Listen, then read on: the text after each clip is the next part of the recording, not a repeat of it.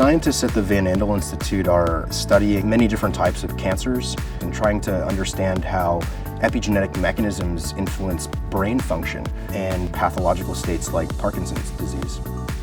One of the new exciting technologies we're using is cryo-electron microscopy. These types of technologies are generating more data than were generated, so storage is really a key aspect. A big driver of the data growth here in the last year has been the cryo-EM microscopy. We see sometimes like 12, 13 terabytes a day. So we've been adding capacity, adding resources as our science has become more and more dependent upon high-performance computing and large amounts of data. We went out and bought around 2 petabytes and thought that would last us. 5-6 months later, we are again talking to DDN saying, hey, we got to add another petabyte. Researchers consume storage as fast as we can acquire it. The next challenge is, how do we get it to the various users that need to work on it? The nice thing is that through GPFS, we have different ways to access it. Like Mac and Windows users are accessing via CIFS. At the Linux level, we're using native GPFS for really high performance, where we're connected at 40 gigabytes per second. The types of technologies that we bring to the Andel Institute demand high-performance computing.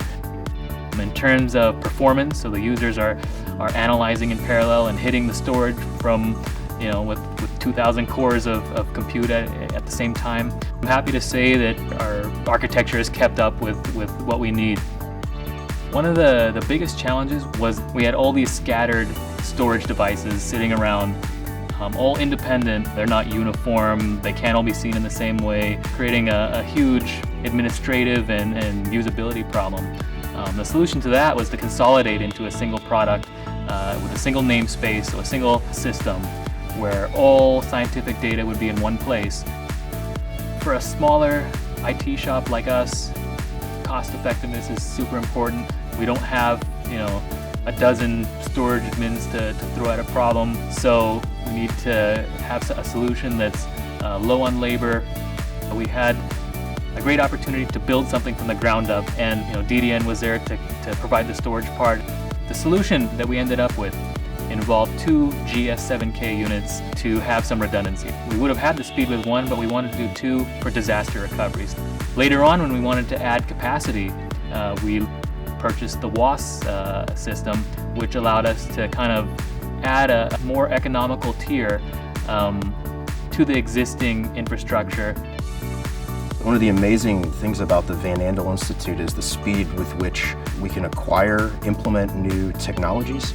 The rate at which science is generating data is growing so fast. We need a solution that can handle adding capacity and grow with us. We found that the DDN grid scaler technology has been able to do that. Here at the Andel Institute, the science that we do is really at the cutting edge of helping people, making lives better. Science is depending on our DDN infrastructure, and without it, I don't know what we would do. At the end of the day, we felt that the DDN solution really met our needs in terms of economically expanding capacity and of ease of administration. For an IT department of our size, I think it made a lot of sense.